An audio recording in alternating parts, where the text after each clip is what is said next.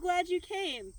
This is my encampment. I'm here to sing for you and also read the runes. Now, to get things started, I just want to let the people who are considering me for your event know that typically I do not record rune readings myself. If someone wishes to record them, they certainly may do so, but I consider it a private thing. Even small groups that I've done readings for before, I let them be the deciders as to whether they're going to make that decision to, go ahead and record the rune reading for their own private use. So for now, I'll just sort of demonstrate if I had a small audience before me. Are there any questions from the audience that I might be able to ask the runes about? Where are the restrooms? I'm going to make it my business to know those questions too. Thank you, sir. And you can find those down the hall or down the street or down the way or next to the barn at the fairgrounds, whichever it is. I will make it my business to know that. We don't need to consult the runes for that, but I'll be willing and able to answer those questions as well. Now, let's think about what is a general reading that we're going to do here. We're going to talk about the runes a little bit. There is some dispute as to whether the runes themselves were actually used for divination during the Viking times.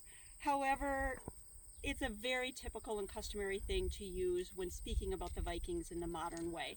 More likely the oracles, vulvas, seeresses, whichever you wish to call them, they were using something of the nature of the bones or various rocks and bones and things, and they would rattle them and then see the patterns within them, and they would read them intuitively. The runes, were used a lot for things like, like sort of memorializing the dead, or making a designation of ownership on, like we all know about the Ulfbart sword, perhaps, many of us do. Things of that nature. But for now, let's read the runes and see, is everyone going to have a good time at this festival? I think they probably will. Let's see what it says. It does. We have go with the flow, as I like to call it. So yes, so we are going to go with the flow.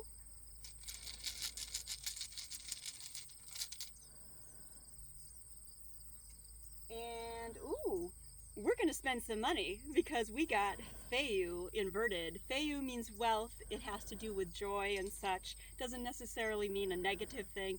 It simply means that, hey, it is time to spend a little of that money. And speaking of which, if you don't mind, if you find that my performance was well enough for a tip, yes, I'm going to ask for tips. Unless there's some prohibition otherwise. And I'll either have my Viking cook pot set up, which then you can put a little money into my food pot, or I'll have my bowl sitting out here. I want to thank you very much for your consideration, and I look forward to hearing from you.